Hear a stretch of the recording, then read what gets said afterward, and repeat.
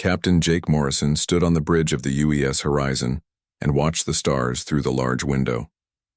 He had been traveling through space for 15 years, but the sight still made him feel small and amazed. Today was different, though. Today they would meet aliens for the first time in human history. "Captain, we're getting another signal from the alien ship," said Amy Walsh from her station. She was young and smart, with red hair and green eyes that always seemed excited about her work. "They want to meet us at something called HFY. It's a space station about 2 hours away." Jake nodded and turned to look at his crew. Dr. Lisa Carter was studying data on her screen. She was the ship's expert on alien life, though until today, she had never seen any real aliens. Bobby Kim was checking the ship's systems one more time. He was the best engineer Jake had ever worked with, and his careful work had kept them alive through many dangerous trips. "What do we know about these Zephyrians?" Jake asked Lisa. Lisa looked up from her screen. "Not much, sir. They seem to control a large part of this area of space. From what I can tell, they've been here for thousands of years. They have many different alien species working with them. And they think we're new to space travel," Bobby added with a small laugh. "They keep calling us young ones in their messages." Jake smiled at this. Humans had been traveling between stars for almost 200 years now, but maybe that was young compared to these aliens. "Well, let's go meet our new neighbors. Amy, send them a message. Tell them we'll be at HFY in 2 hours." The trip to HFY was quiet. Everyone was nervous and excited at the same time. Jake had trained for this moment his whole career, but he still felt butterflies in his stomach. What would the aliens look like? How would they act? Would they be friendly? HFY was much bigger than Jake had expected. The space station was huge, with long metal arms reaching out in all directions. Ships of many different shapes and sizes were docked at various ports. Some looked like nothing Jake had ever seen before. "Amazing," whispered Lisa as they got closer. "Look at all those different ship designs. Each one must be from a different species." Their ship was guided to a small docking bay near the center of the station. As they prepared to leave the ship, Jake made sure his team was ready. They wore their best uniforms and carried small gifts from Earth, music, art, and books that showed the best of human culture. The airlock opened, and they stepped onto the alien station. The first thing Jake noticed was the gravity. It felt almost exactly like Earth gravity, which seemed like a strange coincidence. The second thing he noticed was the smell, clean and metallic, like a new car. 3 aliens were waiting for them. The one in front was tall and thin, with blue-gray skin and large black eyes. He wore what looked like a military uniform covered in strange symbols. The other 2 were different species. One looked almost like a giant insect, and the other seemed to be made of living crystal.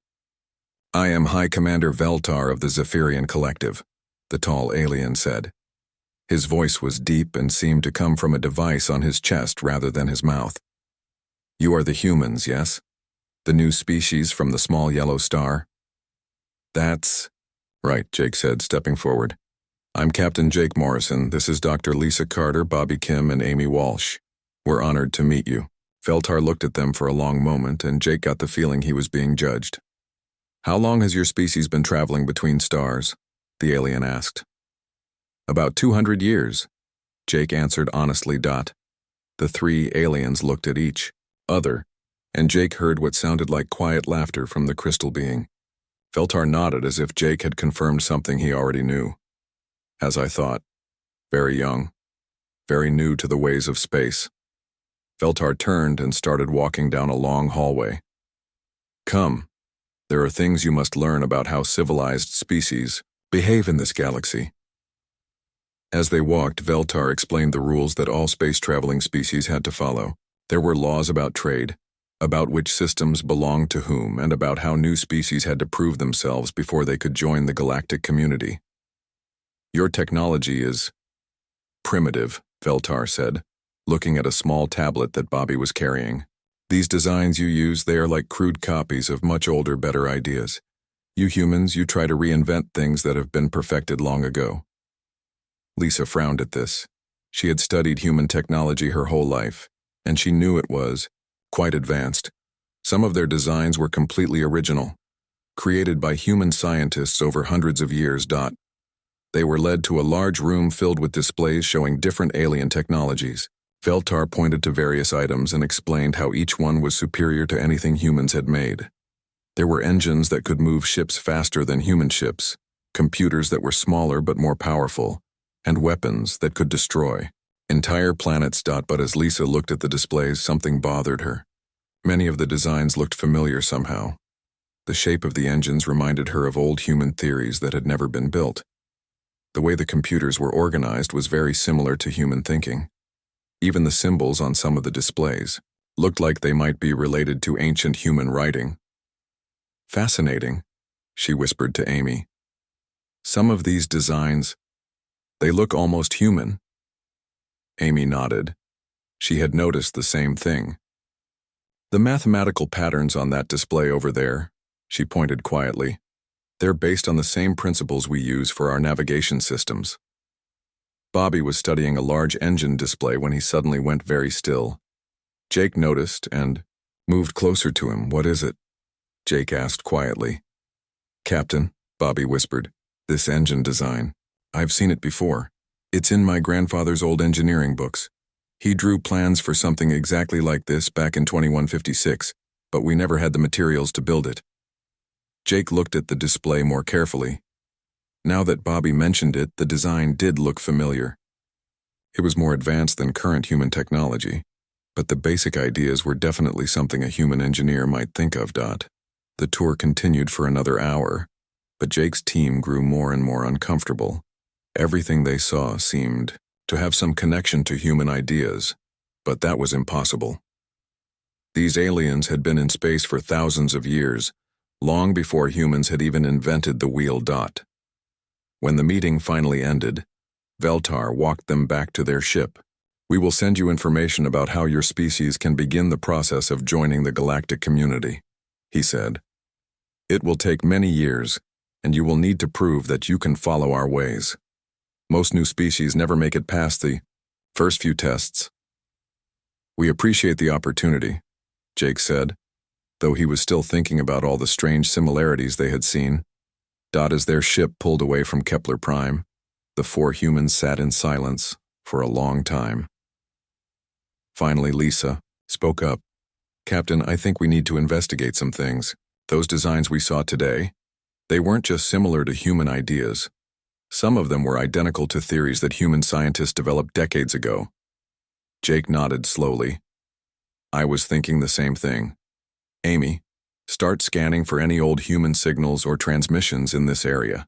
Bobby, I want you to compare everything we saw today with our historical technology databases." "What are you thinking, sir?" Amy asked. Jake looked out at the stars again, but now they seemed different somehow. Now they seemed to be hiding secrets. "I'm thinking," he said slowly, "that maybe we're not as new to this part of space as everyone believes." 3 days after the meeting at HFY, Jake Morrison made a decision that would change everything. He stood in the ship's meeting room with his 3 officers, looking at star charts spread across the table. "I've been thinking about what we saw," Jake said. "Those technology designs were too similar to human ideas to be a coincidence. I want to investigate some of these dead worlds that Veltar mentioned." Lisa Carter pointed to a red dot on the star chart. "This system here, Kepler 442. According to the Zephyrian records, it has 3 planets that used to have life on them. They say some ancient species lived there before disappearing thousands of years ago.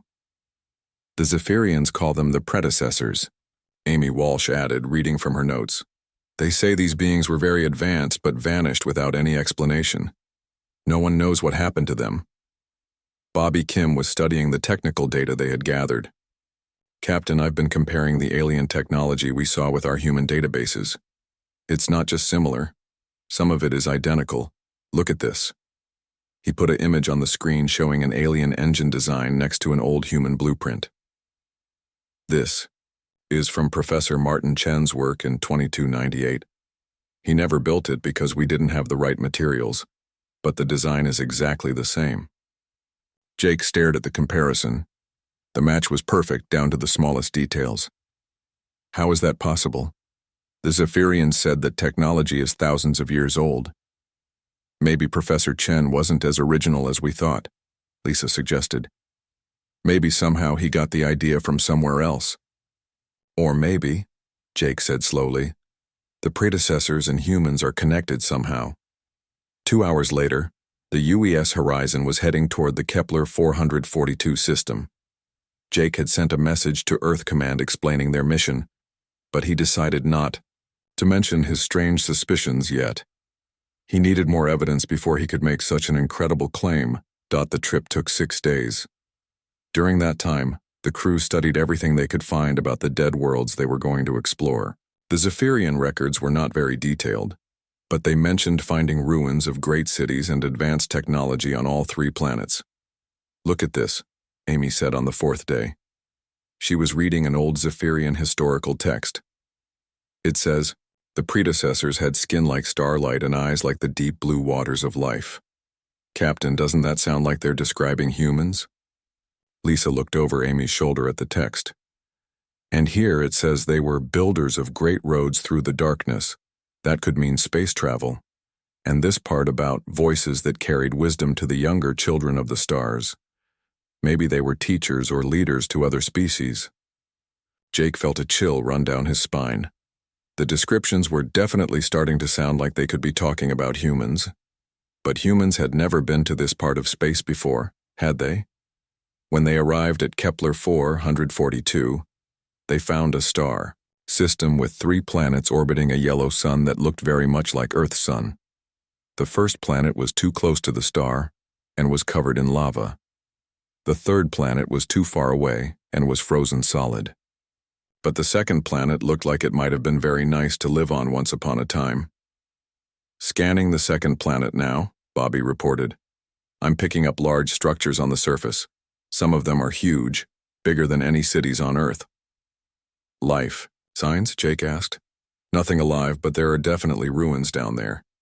And Captain... Bobby paused, looking confused. The atmosphere is almost exactly like Earth's.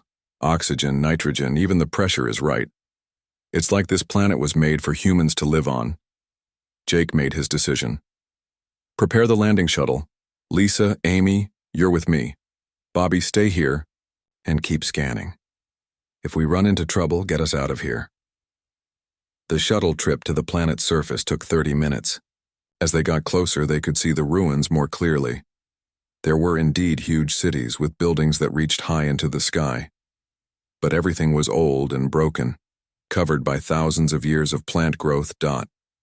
They landed near what looked like it had once been the center of a great city. The buildings around them were made of a white stone that seemed to glow slightly in the sunlight. The architecture was unlike anything Jake had ever seen, but somehow it felt familiar. My God, Lisa whispered as they stepped out of the shuttle.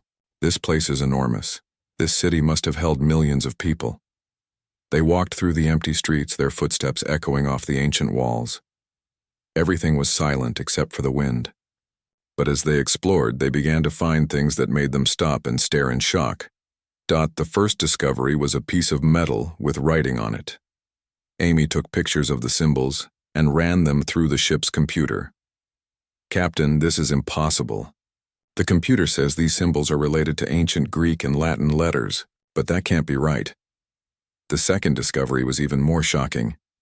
In what had once been a large building, they found a room full of broken machines. The machines were far more advanced than anything humans had built, but the basic design, principles were clearly human. Look at this control panel, Lisa said, pointing to a broken console. The way the buttons are arranged, the symbols used for numbers, it's all designed for human hands and human thinking patterns. But the most shocking discovery came when they found the library. It was a huge round building in the center of the city, and somehow many of the records inside had survived. The writing was in a language they couldn't read, but the pictures told a clear story. The pictures showed beings that looked exactly like humans. They had the same body shape, the same faces, even the same clothing styles that humans might wear. The pictures showed these human-like beings building great cities, traveling to other worlds, and teaching other species about technology and science. Amy, Jake said in a shaky voice, Take samples of everything. I want to know how old this place is. While Amy collected samples, Lisa made an even more incredible discovery. In a room that looked like it had once been some kind of laboratory, she found containers with something that looked like preserved biological material. "Captain, you need to see this," she called out. She was looking at a small device that was analyzing the biological samples. "This material, it's human DNA. Not similar to human DNA. It is human DNA. Exactly the same as ours." Jake stared at the readings. It was impossible, but the evidence was right in front of them. "How old is it?" Lisa checked the dating equipment again. "According to this, the DNA is about 50,000 years old. Captain, humans were living here 50,000 years ago, long before our species was supposed to have developed space travel. They spent the rest of the day exploring and collecting evidence. Everything they found supported the same incredible conclusion. Humans had lived on this planet thousands of years ago. They had built great cities, developed amazing technology, and then disappeared for reasons no one knew. As they prepared to return to the ship, Amy made one final discovery. In a room that looked like it had been someone's office, she found a small metal object that had survived the ages. It was clearly human-made, with English words carved into it. "Dr. Sarah Johnson, Earth Colonial Survey, Mission 2847. Jake held the metal tag in his hands and felt the world spinning around him. "This proves it," he said quietly. "Humans were here, our people built these cities." "But where did they go?" Lisa asked. "And why don't we remember being here?" "I don't know," Jake replied, "but I think we're going to find out." On the flight back to the UES Horizon, they were all quiet, thinking about what they had discovered. Finally, Amy spoke up. "Captain, if humans lived here 50,000 years ago and if we built all this technology, then what happened to us? Why did we end up back on Earth with no memory of any of this?" Jake looked out the shuttle window at the ruined city below them. "I don't know, Amy. But something big happened. Something that made our entire species forget who we really were." "And if the Zephyrians evolved after we were already here," Lisa added, "then that means—" "It means," Jake finished, "that we're not the newcomers to this galaxy. We're the ones who were here first. And somehow, everyone forgot." As the UES Horizon left the Kepler 442 system and headed deeper into space, Jake knew their mission had changed completely. They were no longer just exploring and meeting new species. Now they were trying to solve the greatest mystery in human history. What had happened to humanity's lost empire among the stars? The evidence was clear, but it raised more questions than it answered.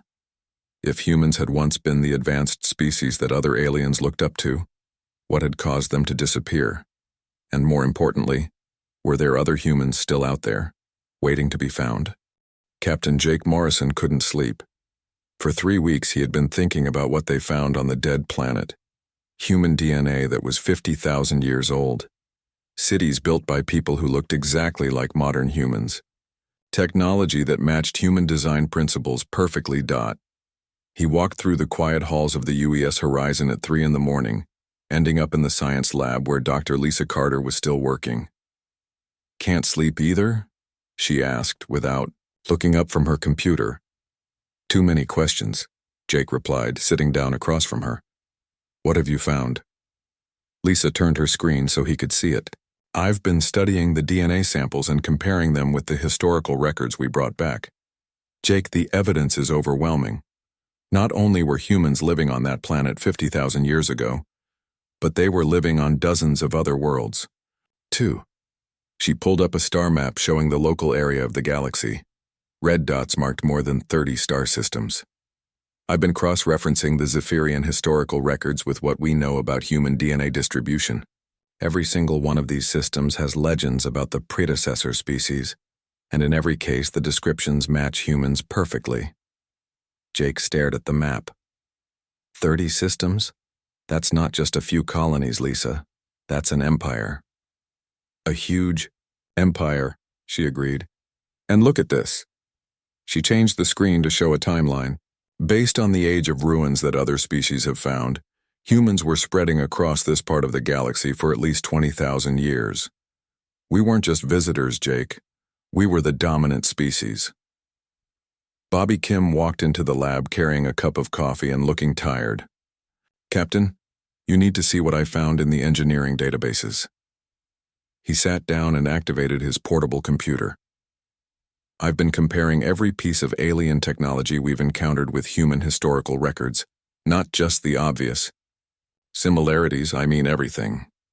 The screen showed dozens of alien inventions side by side with human designs. Look at Zephyrian ship engines. They're based on fusion principles that human scientist Dr. Kevin Liu theorized in 2156. Vorthak crystal computers use the same logical pathways that our early AI researchers developed. Even their weapons follow, designs that match old human military theories. But how is that possible, Jake asked. If these aliens developed their technology thousands of years before humans were supposed to be in space. That's just it, Bobby said excitedly. They didn't develop it first, they found it. All of these species evolved on worlds where they discovered human ruins. They learned by copying what we left behind. Amy Walsh appeared in the doorway looking worried. Captain, I think you need to hear this. I've been translating more of the ancient texts we found, and I discovered something incredible. She joined them at the table and activated her translation program. Listen to this passage from what seems to be a Zephyrian religious text. In the time before memory, the Starwalkers ruled the void between worlds.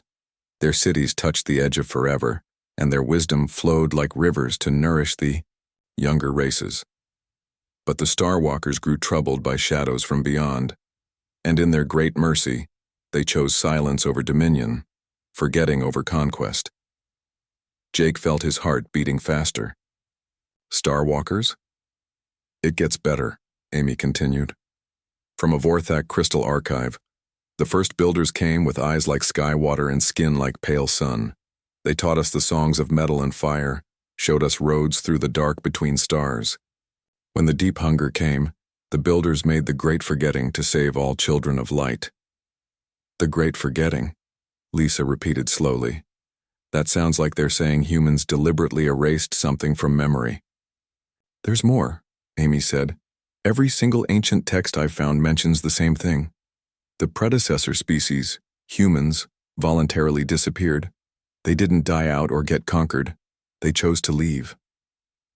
Bobby leaned back in his chair, looking stunned. So our people once ruled the galaxy, but then they gave it all up and went back to Earth? And somehow made themselves forget they had ever been here, Jake added. But why would anyone do that? Amy pulled up another translation. This might explain it. It's from a Nexari hive mind memory crystal. The void spawn came from spaces between spaces, hungry for the light of thinking minds. The star builders saw that all thought would be consumed, all life would end in darkness. So the builders broke their own light, scattered their knowledge, and fled to the small blue world to wait until the hunger passed. The room went completely silent. Finally, Jake spoke. Are you saying that humans once fought some kind of war against beings from another dimension? That's what it sounds like, Amy replied. And we were losing. So instead of letting these void spawn get hold of our technology and use it to destroy everything, we erased our own history and hid on Earth. Lisa was studying the data on her screen. It makes sense from a biological standpoint. If you wanted to preserve your species but hide your capabilities, you would need to erase not just records, but memories. Somehow, our ancestors found a way to make the entire human race forget its own past.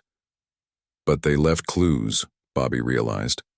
All those impossible human inventions throughout our history. The Antikythera mechanism, the Baghdad battery, Leonardo da Vinci's flying machines. They weren't really inventions at all, they were memories trying to surface. Jake stood up and walked to the window, looking out at the stars. So, let me see if I understand this. 50,000 years ago, humans had a galactic empire. We were the advanced species that everyone else looked up to. Then something attacked us from outside our universe, and to save everyone, we gave up everything and hid on Earth, and made ourselves forget we had ever been anything more than a primitive species, Lisa added. While the other species slowly developed by copying the ruins we left behind, Bobby continued, not knowing that they were imitating their former teachers. Amy finished. Jake turned back to face his team. That would mean that every species in the galaxy developed their technology and culture based on human ideas. The Zephyrians, the Vorthak, the Nexari, they're all building on foundations we created. No wonder their technology looked familiar to us, Bobby said. We weren't seeing alien ideas that happened to be similar to human thoughts. We were seeing human ideas that had been passed down through alien cultures for thousands of years. Lisa was looking at her computer again. Captain, I think I know how to prove this theory. If humans really did have a galactic empire, there should be more evidence. Not just ruins on dead worlds, but active installations that might still be hidden. What kind of installations? Jake asked. Think about it, she said. If you were planning to disappear for thousands of years but eventually return, you would leave behind some way to reclaim what was yours. Hidden bases, secret archives, maybe even automated systems waiting for humans to come back. Amy's eyes widened. The star charts. Some of the ancient texts mention guide stones that sing to the children of first light when they return to the void. I thought it was just poetry, but what if it's literal? What if there are markers out there that only respond to humans? Bobby was already working on his computer. I can modify our sensors to look for energy signatures that match human technology patterns. If there are hidden human installations out there, we might be able to find them. Jake made his decision. Do it. Modify the sensors and start scanning. If we're right about this, if humans really did once rule the galaxy, then we need to find proof. Real, undeniable proof. And if we find it? Lisa asked. Jake looked out at the stars again, but now they didn't seem strange and alien anymore. Now they seemed like they might be home. If we find it, he said slowly, then we need to figure out what happened to the void spawn. Because if they were dangerous enough to make our ancestors give up a galactic empire, and if we're starting to remember who we really are, then they might come back, Amy finished quietly. And this time, Jake said, we need to be ready for them. The next morning, the UES Horizon began a new mission. They were no longer just exploring space or meeting alien species. Now they were searching for the hidden legacy of humanity's forgotten empire. They were looking for clues about who humans really were before the Great Forgetting. And somewhere in the back of Jake's mind, a small voice was whispering that their return to space had not been an accident. That maybe, just maybe, the Great Forgetting was coming to an end, and it was time for humanity to remember what they had once been. The question was, would they remember in time? The discovery came 2 weeks later in a system that wasn't supposed to exist. Bobby Kim had been scanning space with their modified sensors when he found something that made him call Captain Jake Morrison to the bridge immediately. Captain, you need to see this, Bobby said, his voice shaking with excitement. I'm picking up an energy signature near the gas giant in the Vega system, but according to all the star charts, both human and alien, there's nothing there. Jake looked at the sensor readings. There was definitely something massive orbiting the gas giant's largest moon, but it wasn't showing up on normal scans. Only their modified sensors, tuned to look for human technology patterns, could detect it. How big? Jake asked. Bigger than anything we've ever built, Bobby replied. Maybe 10 times the size of our largest space stations, and Captain, it's been trying to contact us. Amy Walsh looked up from her communication station. The signals are very weak, but they're definitely directed at our ship, and they're in English. Jake felt his heart racing. Put it through the speakers. A quiet voice filled the bridge, speaking in perfect English, but with an accent that sounded both familiar and ancient. Human vessel UES Horizon, you are recognized. Approach coordinates 127.4 by 85.6. Archives await activation. Welcome home. The 4 humans looked at each other in amazement. Dr. Lisa Carter was the first to speak. It knows our ship's name, she said quietly. How is that possible? Only one way to find out, Jake replied. Bobby, take us to those coordinates. The trip to the hidden installation took 4 hours. As they got closer, their sensors began picking up more details. The structure was enormous and seemed to be built into the moon itself. It was clearly very old but still functioning. "Captain," Amy said, "I'm receiving docking instructions. Whatever this thing is, it's designed for human ships." "Take us in," Jake ordered. The docking bay they entered was huge and completely automated. Mechanical arms guided the UES horizon to a perfect landing, and the bay sealed itself behind them. When they checked the atmosphere outside, they found it was exactly right for humans to breathe. "This place was built for us," Bobby said in wonder. They left their ship and walked through corridors that seemed to stretch forever. Everything was clean and working perfectly, as if someone had been maintaining it for thousands of years. The walls were covered with symbols that looked like a mix of ancient human languages and mathematical formulas. Finally, they reached a large circular room with a single chair in the center. As soon as Jake stepped into the room, lights came on and a holographic figure appeared. The hologram looked like a middle-aged human woman with kind eyes and gray hair. She wore clothes that were clearly very advanced but somehow still looked human in style. "Greetings," the woman said. "I am Helen, Human Emergency Legacy Enhancement Network. I have been waiting for your return for 47,683 years." Jake found his voice first. Who are you?" "I am an artificial intelligence created by the last human galactic council before the Great Retreat," Helen explained.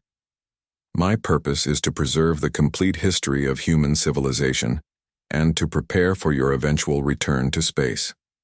Lisa stepped forward. "The Great Retreat? Is that what you call what happened to humans?" Helen nodded sadly. "Yes.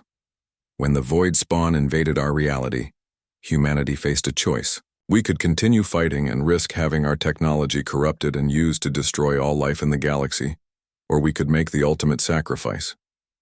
"What kind of sacrifice?"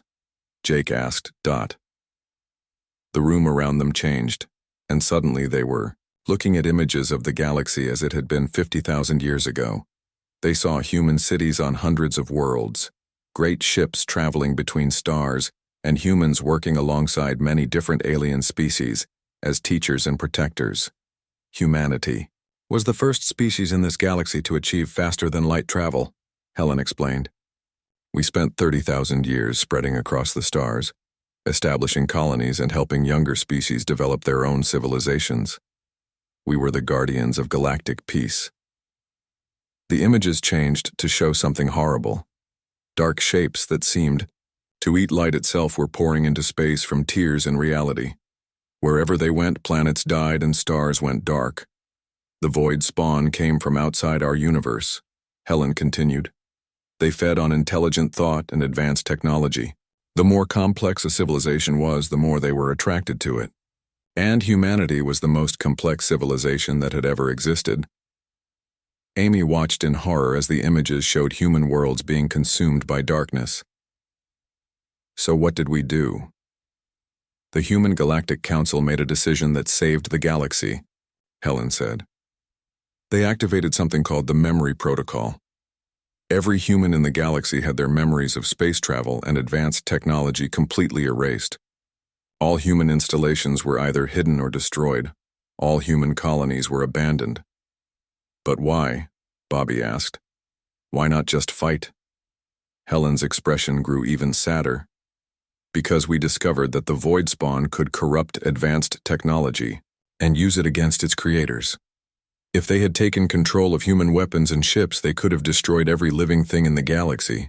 So instead, humanity chose to disappear." The images showed humans leaving their great cities and returning to a single blue planet, Earth.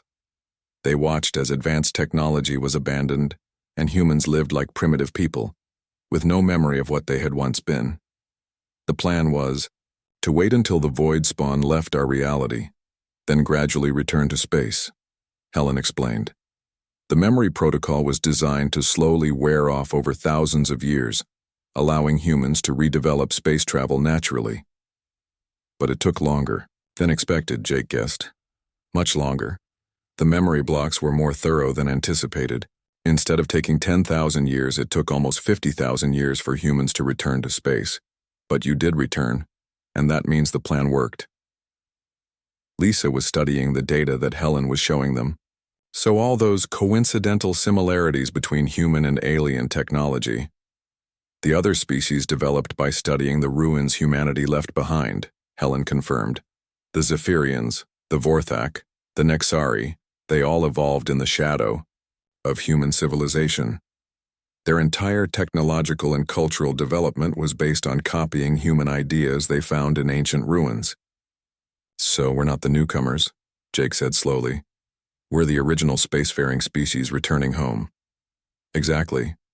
And now that humans are back in space, certain protocols are activating automatically. Hidden installations like this one are coming online. Ancient human technology is awakening across the galaxy. Bobby looked excited and worried at the same time. What about the void spawn? Are they still a threat? Helen's expression became serious. Unknown. They left our reality approximately 45,000 years ago, but there is no way to know if they will return. However, your presence here has activated early warning systems throughout the galaxy. If they do come back, we will know. Amy had been quiet, but now she spoke up. Helen, what happens now? Do we tell everyone the truth? Do we reclaim the human empire? That choice is yours to make, Helen replied.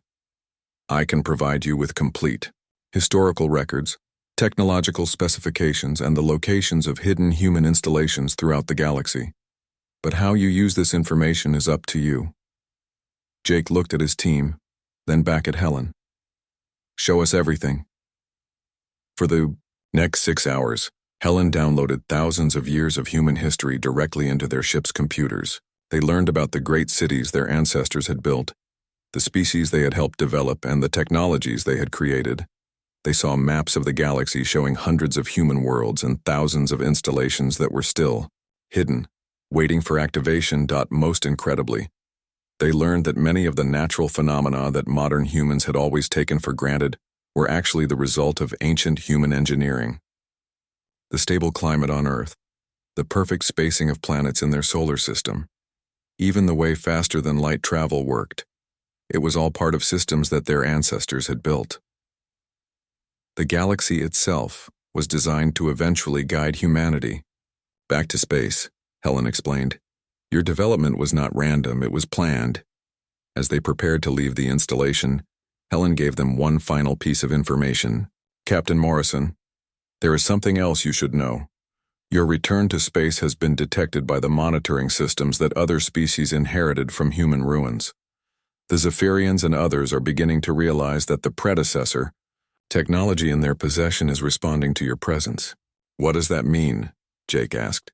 It means, Helen said, that very soon the galaxy will know that humanity has returned, and they will have to decide whether to welcome back their former teachers or try to stop you from reclaiming what was always yours. As the UES Horizon left the hidden installation and headed back toward the main galactic shipping lanes, Jake Morrison knew that everything was about to change. Humanity was no longer just another young species trying to find its place among the stars. They were the returning masters of the galaxy, awakening after a sleep of 50,000 years. And they were about to discover whether the species that had grown up in their absence would greet them as friends or as threats. The emergency began 3 days after they left Helen's installation. Amy Walsh was monitoring communications when alarms started ringing all across the UES horizon. Captain, I'm picking up distress signals from all over this sector of space. Something big is happening. Jake Morrison rushed to the bridge where he found his crew working frantically at their stations. What's the situation? Bobby Kim looked up from his engineering console with wide eyes. Captain, it's incredible. Ancient installations are powering up everywhere. I'm reading energy signatures from systems that haven't shown any activity for thousands of years. Dr. Lisa Carter was studying the sensor data. It's not just installations, look at this. She put the readings on the main screen. Zephyrian ships, Vorthak crystal networks, Nexari hive structures. All of their technology is behaving strangely. Some of it is shutting down and some of it is working better than it ever has before. Helen warned us this might happen, Jake said grimly. Our presence is activating human technology throughout the galaxy. Even the technology that other species think belongs to them. Amy's communication station lit up with incoming messages. Captain, we're being contacted by High Commander Veltar of the Zephyrians. He sounds angry. Put him through, Jake ordered. Vel quote tar quote. S blue-gray face appeared on the screen, and his large black eyes were filled with rage. Human Captain Morrison, what have you done? Our sacred technologies are failing across the collective. Our priests say the ancient spirits are awakening and our people are in panic. High Commander, I can explain, Jake began. You will do more than explain, Veltar interrupted. You will come to HFY immediately and answer for this chaos, and you will bring whatever weapon you use to corrupt our systems. The communication ended abruptly, leaving the bridge in silence. Well, Bobby said finally, I guess they figured out something was wrong. Captain, Lisa said quietly, we have a choice to make. We can tell them the truth about human history, or we can try to hide it. Jake looked at the star charts showing all the systems where human technology was reactivating. There were hundreds of them spread across the entire galaxy. I don't think we can hide this anymore. The evidence is too big. Amy was studying the communication logs. Sir, it's not just the Zephyrians. I'm getting messages from dozens of species. They're all reporting the same thing. Their ancient technology is changing and they want to know why. Some of them sound scared, she continued, but others sound excited. There's a message here from someone called Kethmar, who says his people have been waiting for the Star Builders to return. Jake made his decision. Set course for HFY. It's time to tell everyone the truth. The trip to HFY took 2 days, and when they arrived, they found the space station surrounded by ships from every major species in the galaxy. Zephyrian warships, Vorthak crystal vessels, Nexari hive cruisers, and dozens of other alien designs all waited in tense formation. This looks like it could turn into a battle, Bobby observed nervously. Or the most important diplomatic meeting in galactic history, Jake replied. Amy, send a message to all ships. Tell them we're here to explain what's happening. The meeting was held in HFY's largest conference room. Representatives from 23 different species were present, all of them demanding answers. High Commander Veltar sat at the head of the table, his expression cold and hostile. Humans, he began, your arrival in our galaxy has brought nothing but chaos. Our most sacred technologies, gifts from the ancient predecessors, are now behaving as if they recognize you as their masters. Explain this immediately. Jake stood up slowly, knowing that his next words would change everything. High Commander, representatives of the galactic community, what I'm about to tell you will be difficult to believe, but it's the truth. He activated a holographic display that showed the star charts Helen had given him. 50,000 years ago, humans were not newcomers to this galaxy. We were the first spacefaring species, and we ruled an empire that spanned thousands of worlds. The room erupted in angry voices and shocked gasps. Veltar stood up, his face furious. Impossible. The predecessors were a noble and advanced race, not primitive creatures like humans. The predecessors were humans, Jake said firmly. Every piece of technology you call ancient and sacred was built by human hands.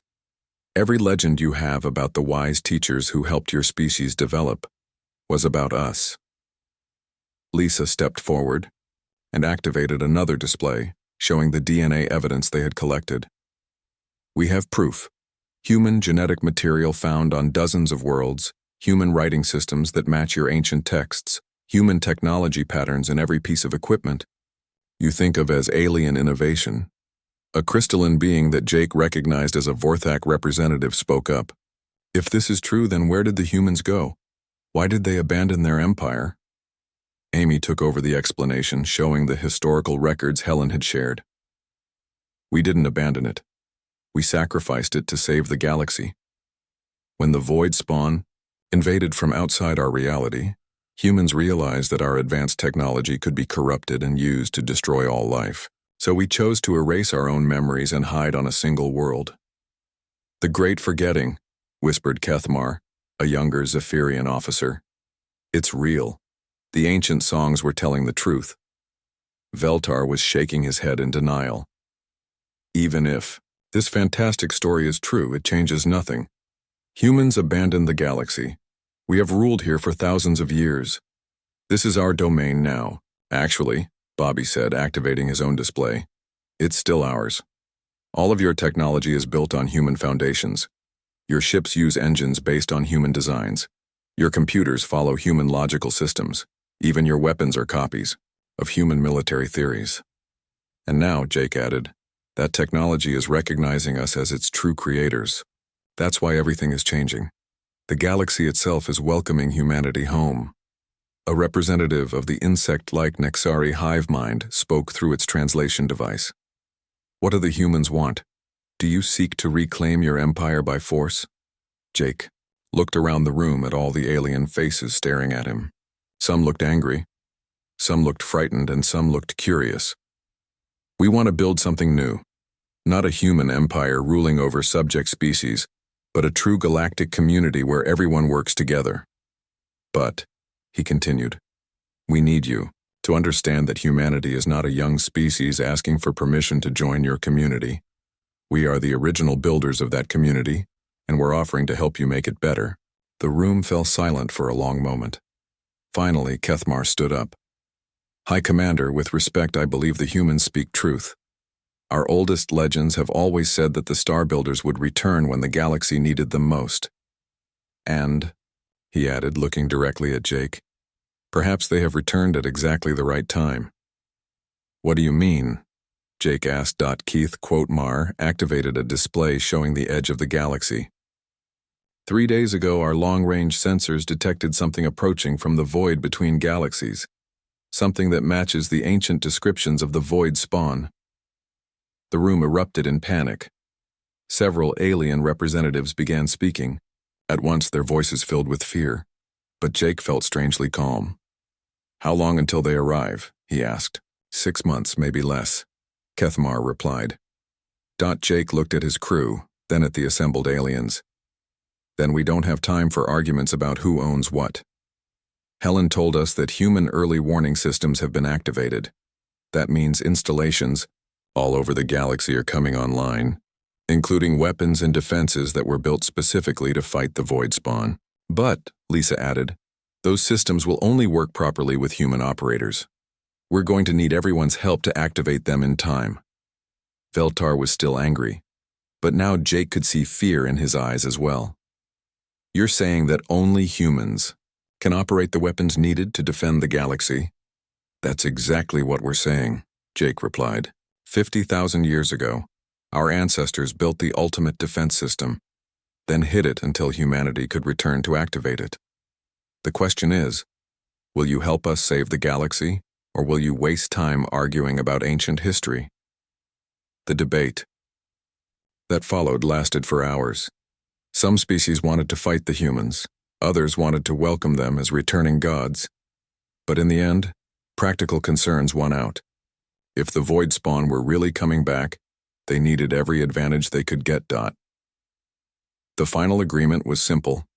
Humanity would share their ancient technology and help defend the galaxy, while the other species would provide ships, soldiers, and resources. It wasn't the human empire returning to claim its throne. It was something new, a true alliance of equals working together against a common threat. As the meeting ended and the various species began to leave, Kethmar approached Jake privately. Captain Morrison, he said quietly, there is something else. Our sensors have detected human life signs on 17 different worlds, not just ruins and artifacts, actual living humans. Jake stared at him in shock.